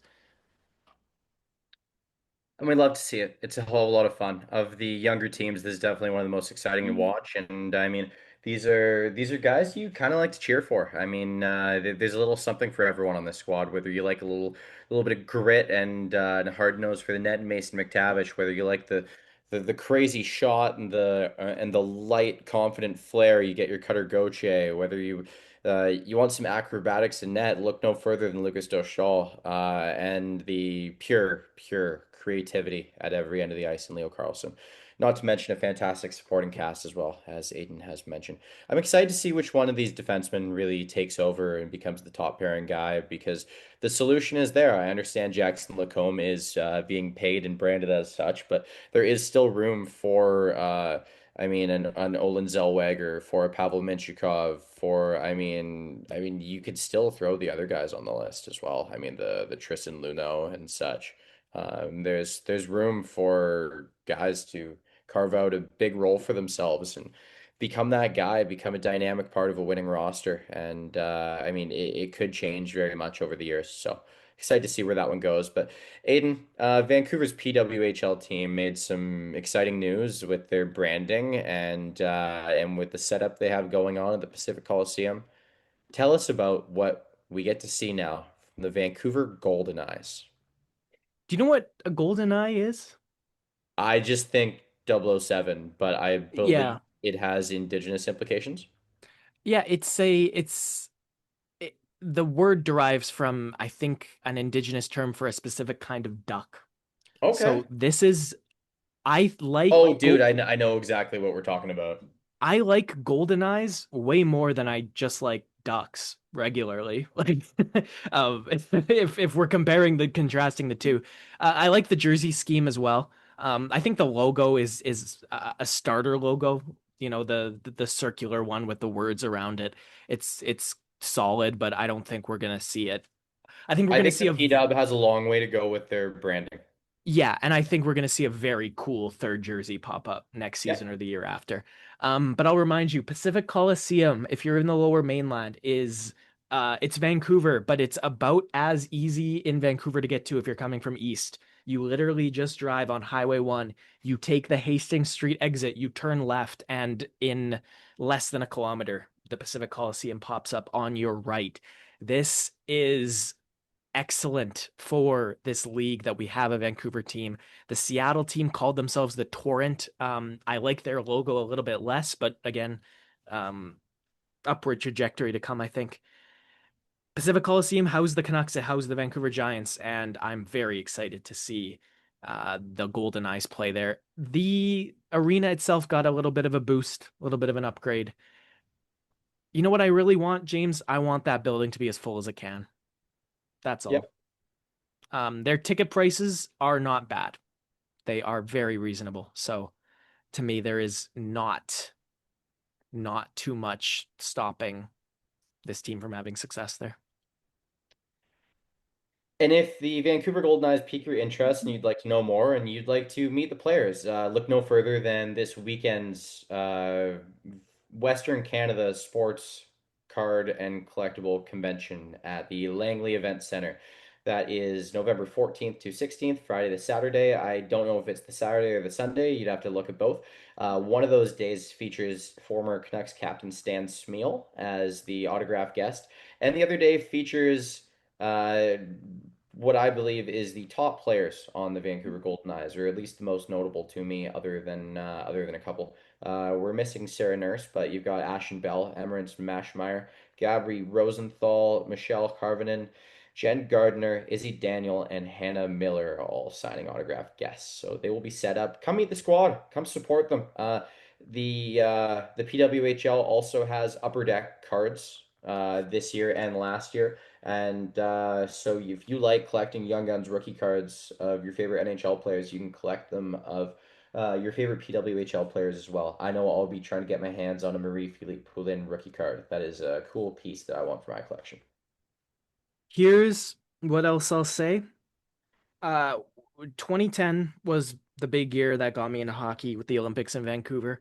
And it got me into women's hockey pretty much in the same way that it got me into men's hockey. 18-year-old Marie-Philippe Poulin scored both goals in the 2010 gold medal game for Canada to beat the US. She has since become the most clutch professional hockey player on the international stage I can remember. The Winter Olympics coming up in Milan, it is a great time to get into this league because I am very excited to go into that Olympic tournament to watch the women's hockey tournament and know so many of those players. Not to mention, there is some of the best women's hockey prospects we've ever seen coming up. Talked a lot about Chloe Primerano before, and the Slovakian girl, I think her name's Nella Lepushinov. I'm definitely butchering the pronunciation of that last name, but we've got two young players that both look like they could be superstars. It's a very cool time for women's hockey, and I think it's again, my advice is it's the time to get into it because exciting new teams, exciting new look to the league with the expansion, and I think the biggest thing is going to be watching all of these PWHL stars duke it out at the Olympics. Aiden, a base because there is now variations, serial numbered variations of Young Guns rookie cards. The base version of Poulin's rookie card is going for about $120, and that is now 2 seasons old. The serial number to 100 version, the exclusives, is going for $500, and the Outburst Red serial number to 25 sold for $1,950 about 2 weeks ago. That So is a lot for a yeah, card. we're liking that. We're liking that. The PWHL and its fans are alive and well, and dude, I'm just loving the direction this league's going. It's fantastic to watch. I will definitely be making sure I make my way down the not very far journey over to Pacific Coliseum. That's just a hop, skip, and a jump. $10 Uber or a $10 drive, whichever. I will be seeing at least 2 or 3 games there this season. Literally, the only drawback of the location is the lack of a SkyTrain station to me. Like, otherwise, Parking's not fantastic there either. yeah. That was a Again, big, I'm pretty sure that was a big part of why they moved. the Canucks, yeah, because the Vancouver Giants never got too much of a crowd. I think that was the problem was they weren't drawing enough in that location, the Giants. They filled Okay, I'm Varner. gonna I'm gonna stop you from talking more about cards because I can imagine that the start of our next episode is going to be you speedrunning through every hockey card you found at the collectors convention this weekend in Langley. So I'm very excited to hear about your foray there. The other thing that James loves more than anything on this podcast is talking about fantasy hockey. I didn't bring too much this week, James, because this is part of when I want you to take your proverbial torch and run with it. So, three players, James, that you think are worth considering in fantasy hockey this week. Somebody that is rising up that either you should pick up in free agency or you should try and grab in another way. A faller that it's time to either sell if you can or just move on from him. And then a guy that just don't want to go near him. Give me three names.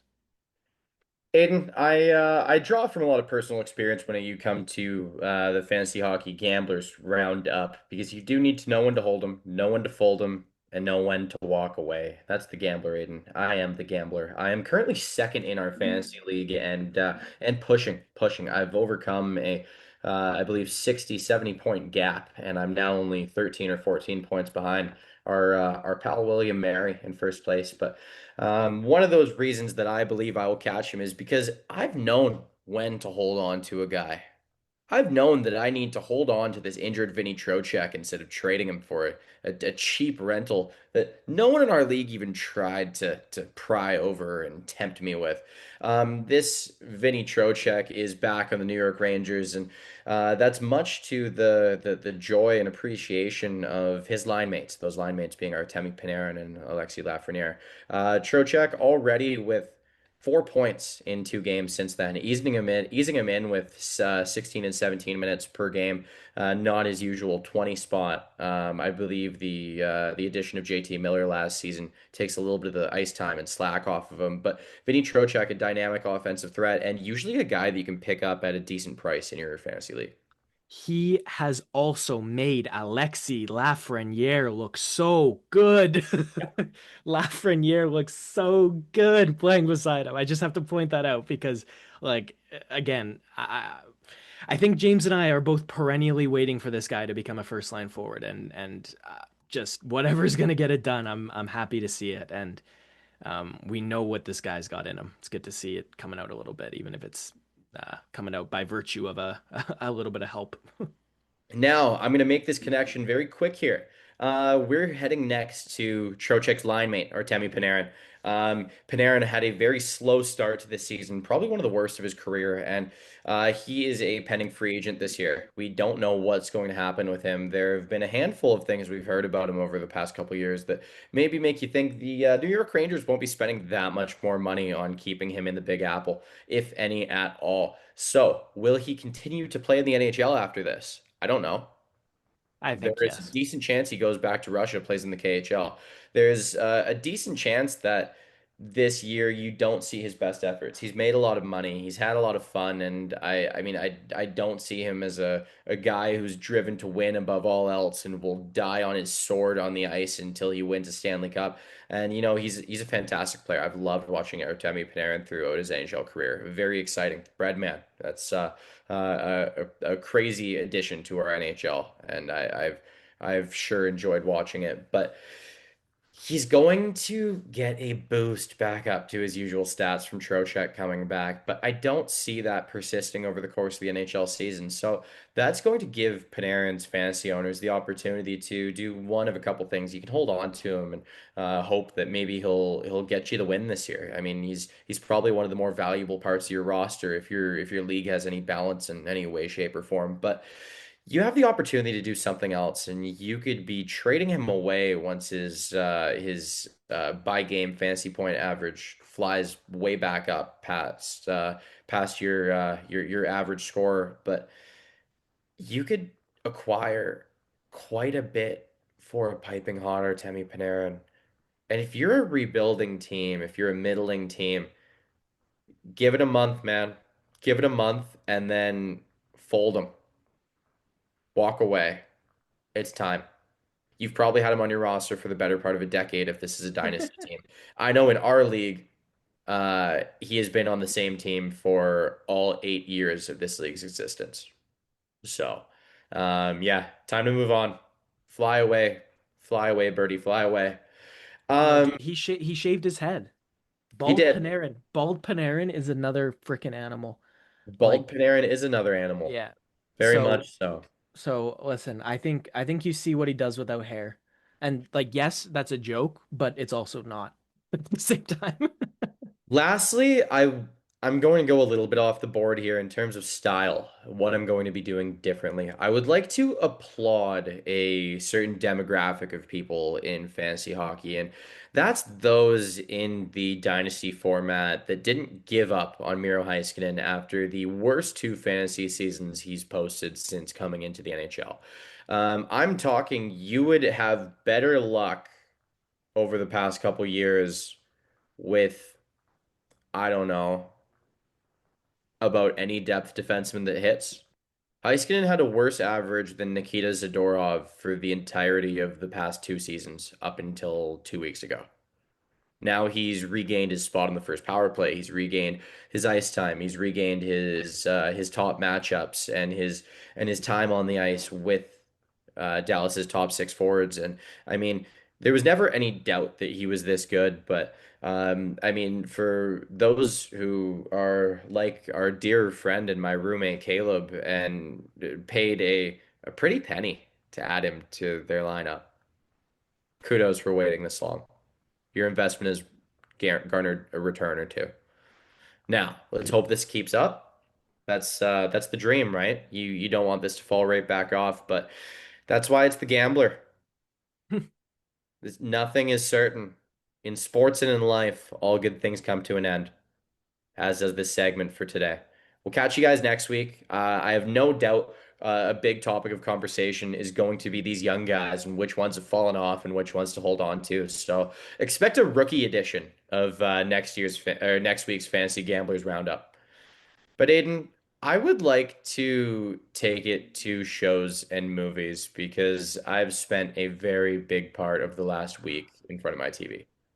Okay, so you're gonna talk for a while. I'm gonna go first.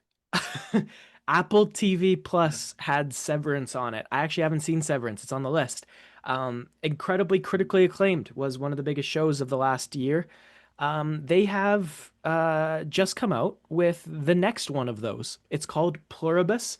Vince Gilligan has created some of the best TV ever to be put to TV, and he is making this show starring Rhea Seehorn, who was Kim Wexler in Better Call Saul and is quickly becoming one of my favorite actresses. The first two episodes dropped, and watch them both together as a first two. I like literally. I'm so impatient, James, that there are times that I wait for a whole season to come out just to avoid this because I watched episode two and now I'm sitting here shaking. And it comes out on Friday. Episode three is out on Friday. I'm very excited. Watch Pluribus. It's incredible so far, and based on the list of writers, producers, and creators and what their resumes are, this is not going to fail. Now, take it away and run. I know where you're going. Aiden, I spent most of the last week, primarily the last couple days, but I started this operation last weekend, and I watched every single Jurassic Park slash Jurassic World movie ever made. There's seven movies in entirety, one, two, and three, made from I believe 1994 or 1995 up until 2001. And then the reboot of the franchise called Jurassic World. Those ones starring Chris Pratt. You get the trilogy of those.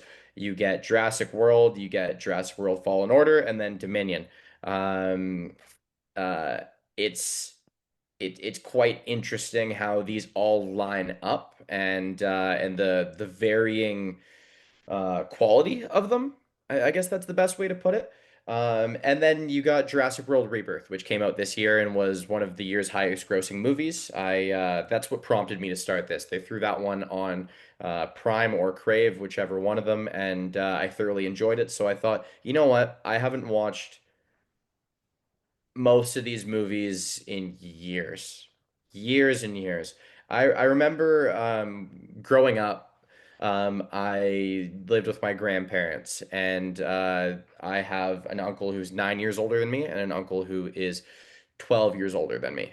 And that puts them prime age for Jurassic Park. That puts them born in 1998 and or sorry, I'm born in 98. That puts them born in 1990 and 1987. And that is prime Jurassic Park loving age because the first three movies coming out in 94, 95, then 98, and 2001. So I had a Jurassic Park toy set with the dinosaurs and then the big fence that was the electric fence from the first couple movies. And I remember it so clearly, and I remember the Jeeps that came from it. And this franchise, through the work of Steven Spielberg and a handful of other people, I believe ILM was involved in it at some points. What they were able to do in the early goings and with that original trilogy, with special effects and with in the first movie not even showing much of a dinosaur for the first 40 minutes or so. It was so humble what they created, and then it gives you this thrill, this fear all of a sudden, and it really manages to capture the monster aspect while also giving you so much adventure and not giving you too much horror elements. It's very exploratory in nature, and that's what I love about it so much. I mean, that's why I like a period piece. That's why I like a dinosaur movie. That's why I like a spatial exploration movie. It really it takes that curiosity and innocence in you and it grabs you. And I find it's managed to do that in different ways as this franchise has gone on.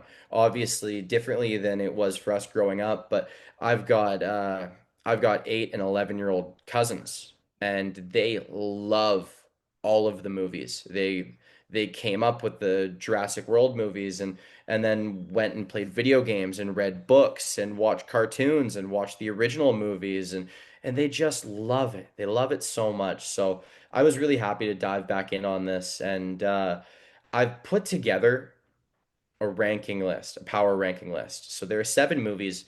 I'm going to start from 7 and work my way back to number 1.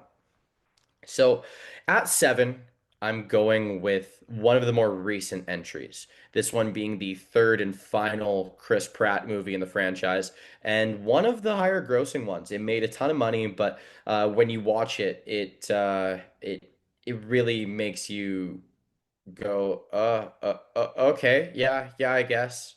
Oh yeah, all right. What are we doing here? There's a couple cool moments, but most of it is just bleh. That's Jurassic World Dominion. I I don't have much to say about this movie other than that.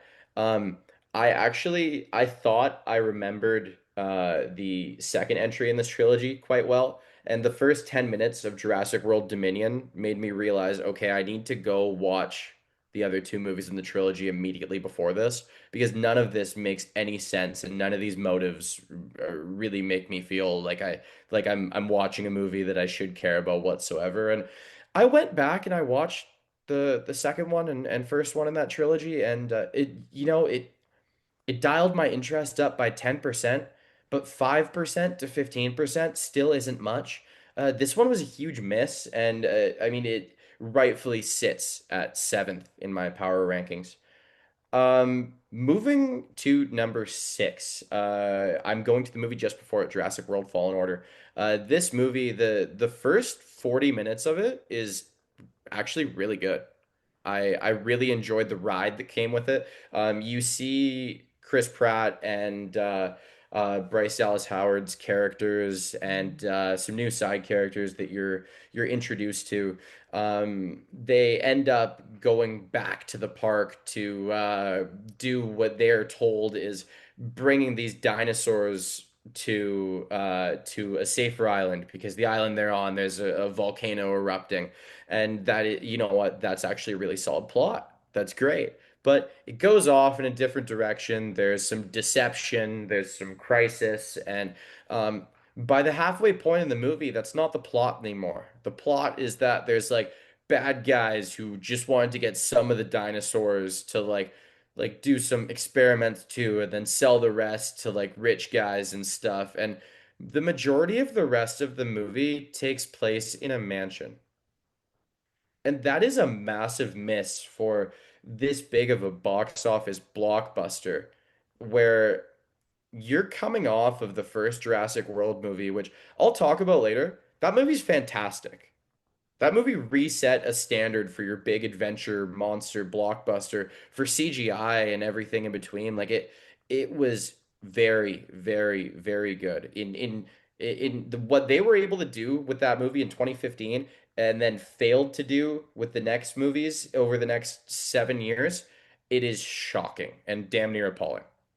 Two things to chime in with. Number one, the third act twist in that movie made me want to my head against the wall over and over again. I hated it.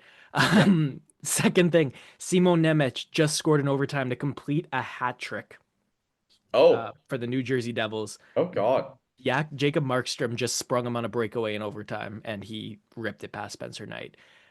New Jersey continues to be hot, but shout out Simo Nemec for a hat trick and the overtime winner, very nice overtime winner. If you have time, go watch those highlights. James, we're at 5 of 7.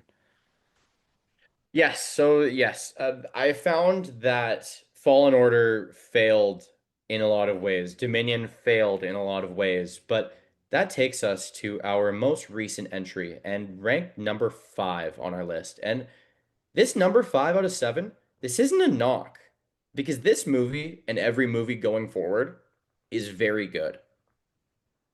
Like this is a major franchise that will continue to be built on and revived and rebooted over and over and over again for a reason. And that reason is because 5 of these 7 movies are very good. And so, Jurassic World Rebirth, as I said, the most recent entry, where we move away from our Chris Pratt and Bryce Dallas Howard cast, and we get Scarlett Johansson, Mahershala Ali, and some other people who I don't recognize whatsoever. It features um, an interesting plot. So all of the work that's been done over that Chris Pratt trilogy and bringing dinosaurs back and them being damn near worldwide. Like at the end of Dominion, that worst movie, it's like okay, there's dinosaurs everywhere. All right, they're just part of our world now. So you fast forward a handful of years, and this one takes place, I believe, 2 years after Dominion.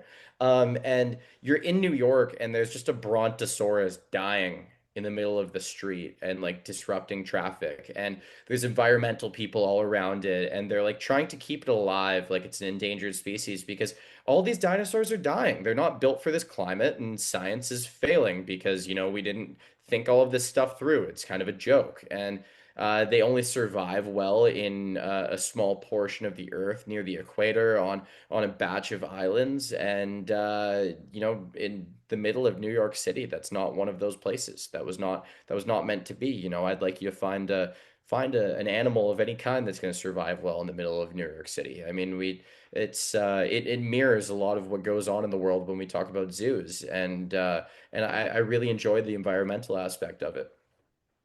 So you get Scarlett Johansson as this kind of secret agenty person, and she is sent on a mission with a group to go extract a piece of DNA from a dinosaur near the equator that has been tagged and everything. They're tagged like whales and sharks and dolphins are. There's a lot of real world aspects to this that make this movie a lot more interesting again.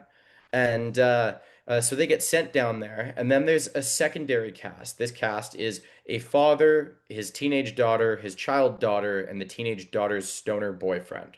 And they were on a sailing expedition through these islands. And um, the sailing expedition quickly goes wrong when they are attacked by a dinosaur, a sea dinosaur, a mosasaur to be exact. And they end up having to get rescued, blah blah blah, and they end up on this mission. And so one thing or another goes on, and these people are all on a this deserted island, and which is packed full of dinosaurs. It's pretty loaded, and Aiden, I will say this is one of, if not the most visually striking Jurassic Park. Jurassic World Rebirth does a fantastic job of cinematography. It does a fantastic job with the CGI. It does a fantastic job with the stakes you feel these people are facing, which is something I will get to with the top four movies on this list as well. It makes you feel the plight of the characters as they're experiencing this adventure, but it also makes you feel the glory of what they're seeing, these incredible, incredible creatures that they're seeing.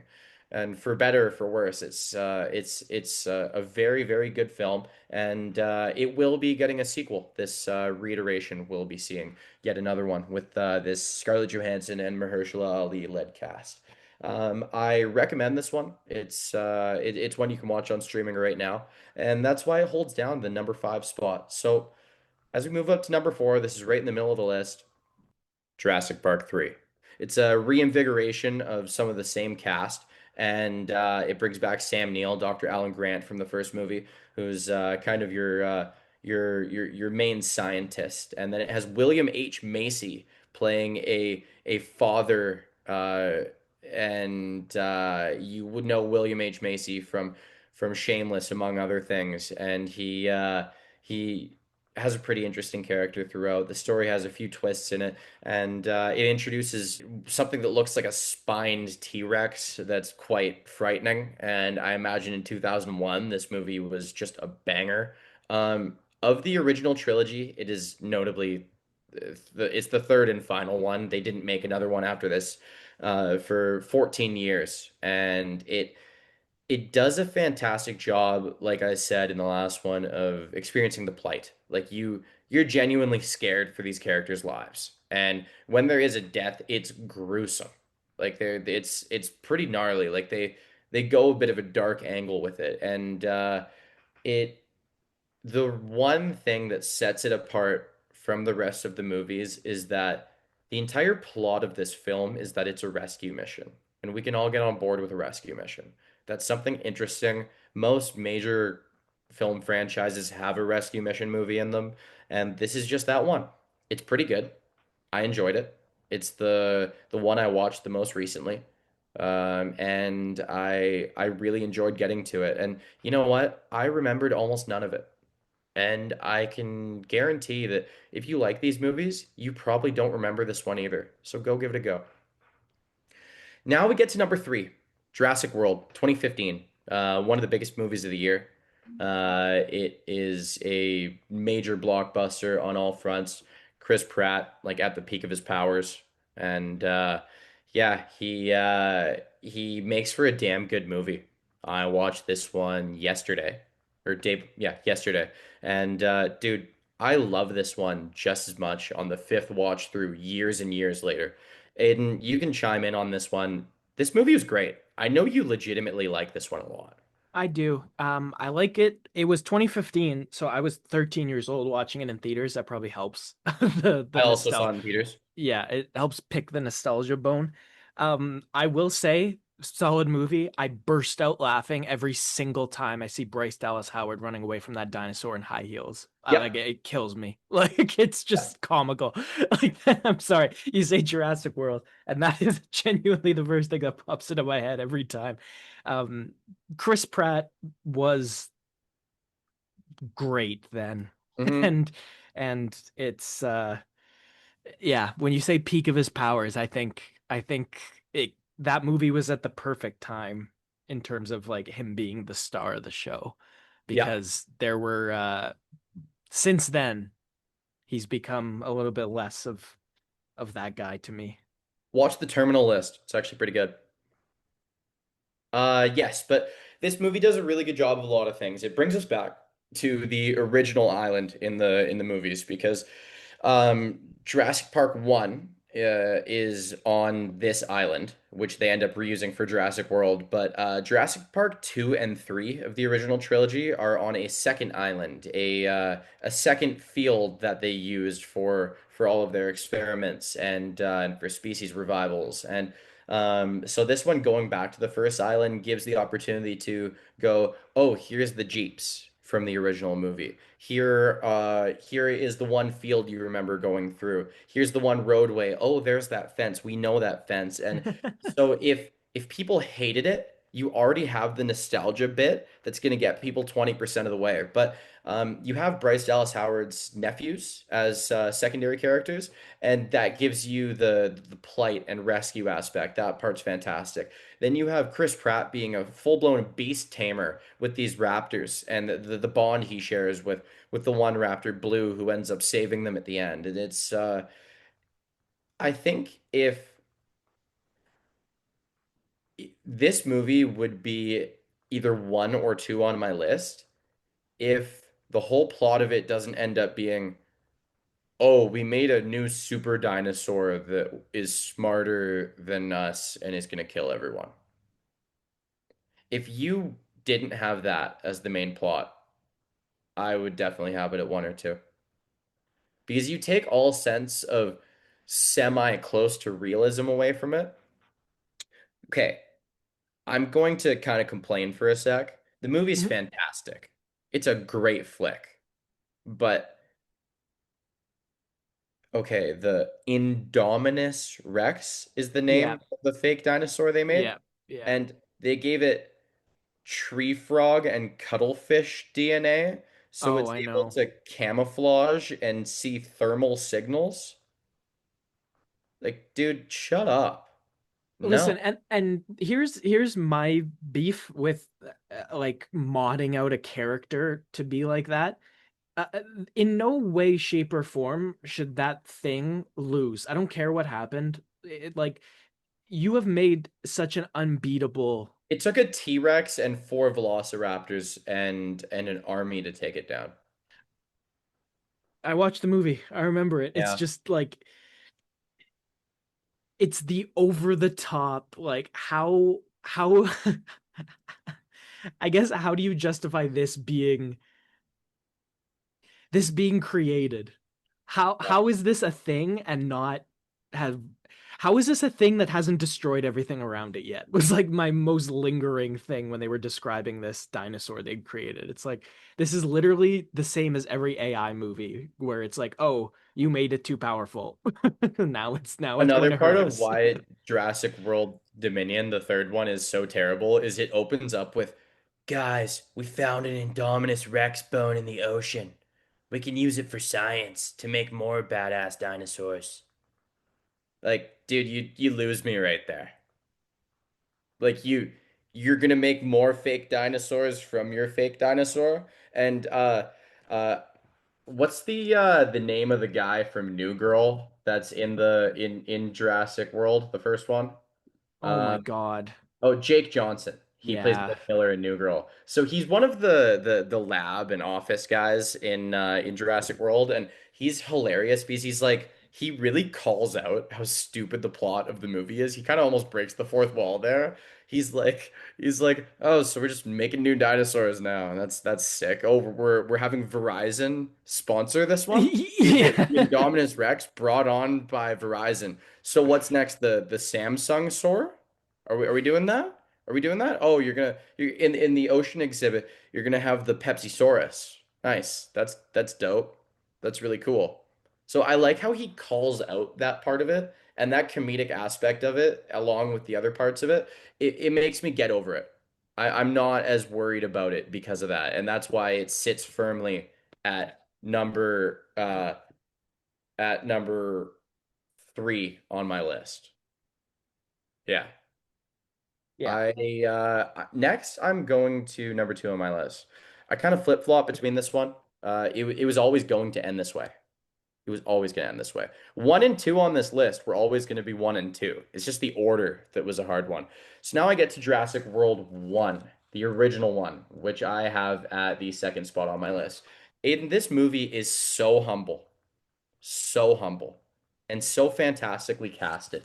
I I remember this movie so clearly as a part of my life, and Richard Attenborough, who plays John Hammond, the creator of it, the creator of the park, and the person who brings it. to life. And BD Wong, who plays Dr. Henry Wu, he reprises it quite a bit throughout the whole thing. He's the scientist in the first movie. He's the scientist in the next five movies. Whenever a scientist comes up, he's the one who makes the Indominus Rex later on.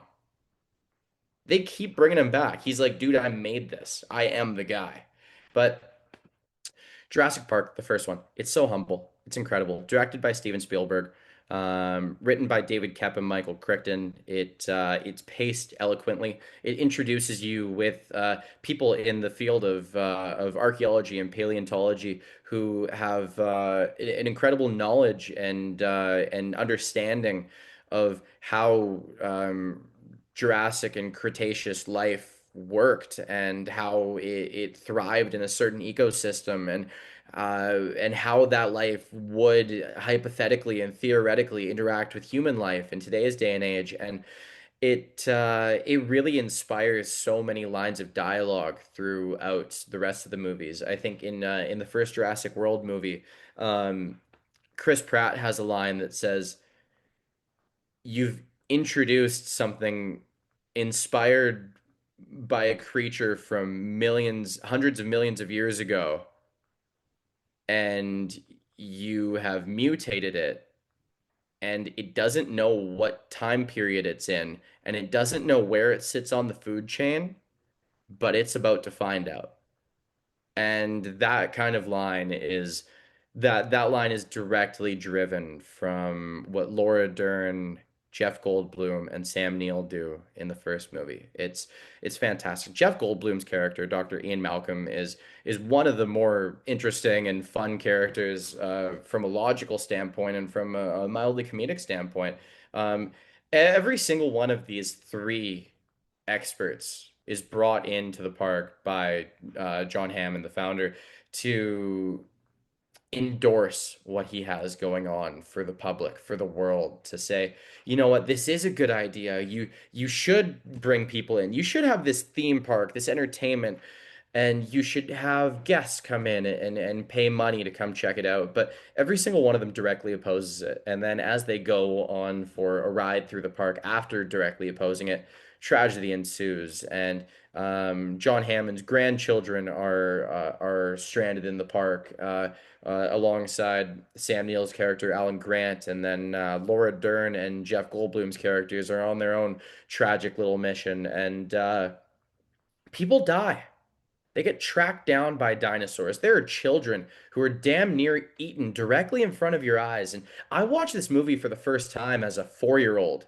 And I'm watching these children scared for their lives with Tyrannosaurus Rex teeth just about to sink into their faces. There's a scene where they're climbing over an electric fence, and then the other half of the cast is figuring out how to return power to the park. And the fence turns on and shocks one of the kids off of it, and he almost dies. The plight is on full display. The rescue missions are on full display. And then it introduces you to this T-Rex early on, and that's where it first gets scary. But Aiden, that's not the scary part. Velociraptors, dude, they are smarter, stronger, faster than anything we encounter in our human lives in most of these movies. Something scarier than a velociraptor usually comes from a stupid sci-fi movie that gives you no semblance of making any sense whatsoever. You want to find something as scary as this velociraptor, you're probably gonna watch like a horror movie or Alien versus Predator. And the shock in the main characters' faces when they look at Dr. Henry Wu and go, "You bred raptors? And you're going to have people come in here? Are you insane?" I I encourage anyone and everyone listening to this podcast and my rant about Jurassic Park to go watch this movie and the sequel. Jurassic Park 2, The Lost World. Number one on my list. Aiden, do you have anything to say about this film before I go in?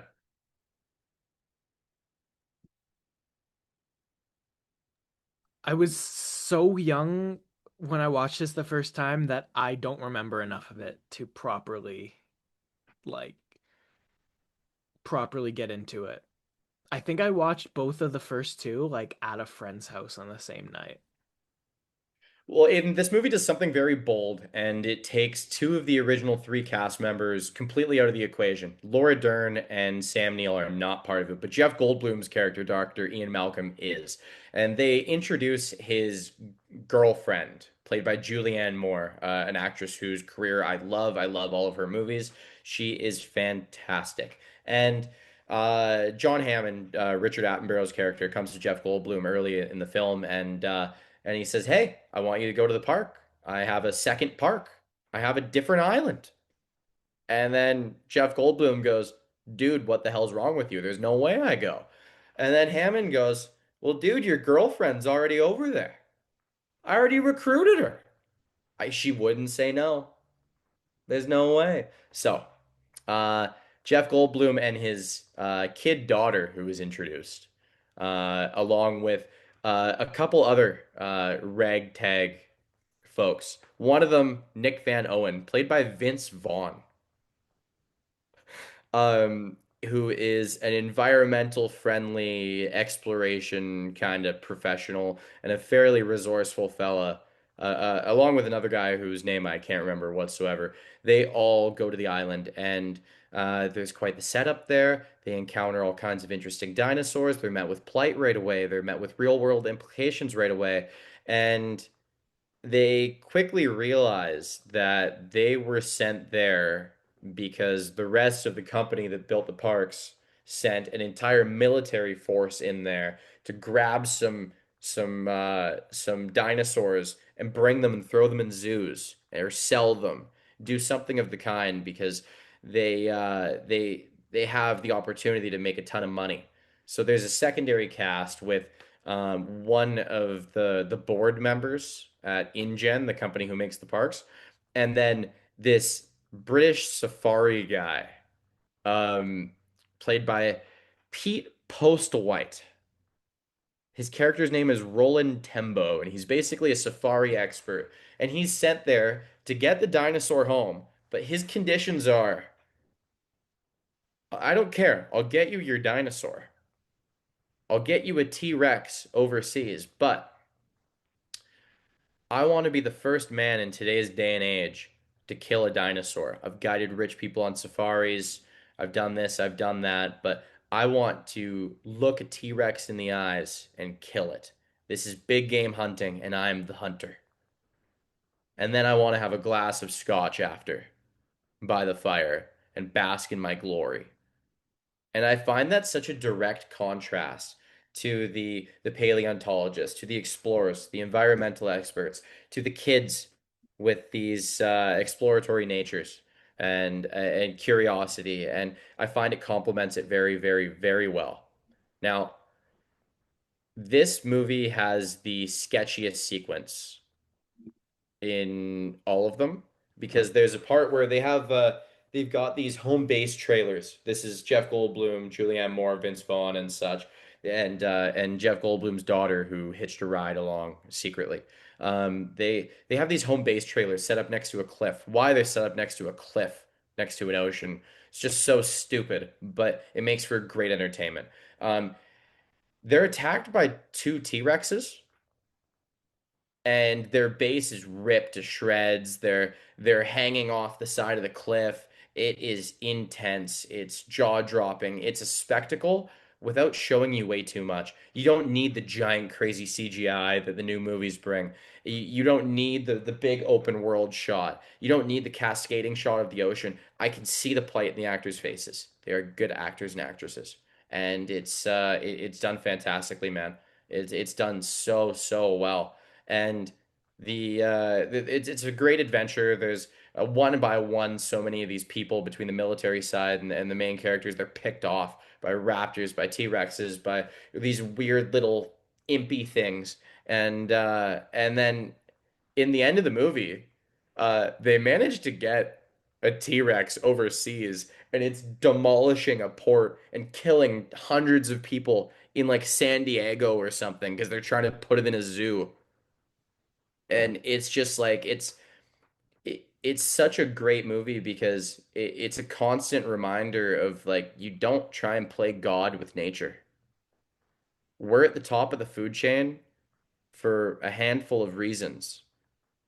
But as soon as that control's taken away, as soon as your comfort's taken away, as soon as you don't have all of your technology and army and the size advantage, all of the infrastructure we've created as humans, we're not that tough, man.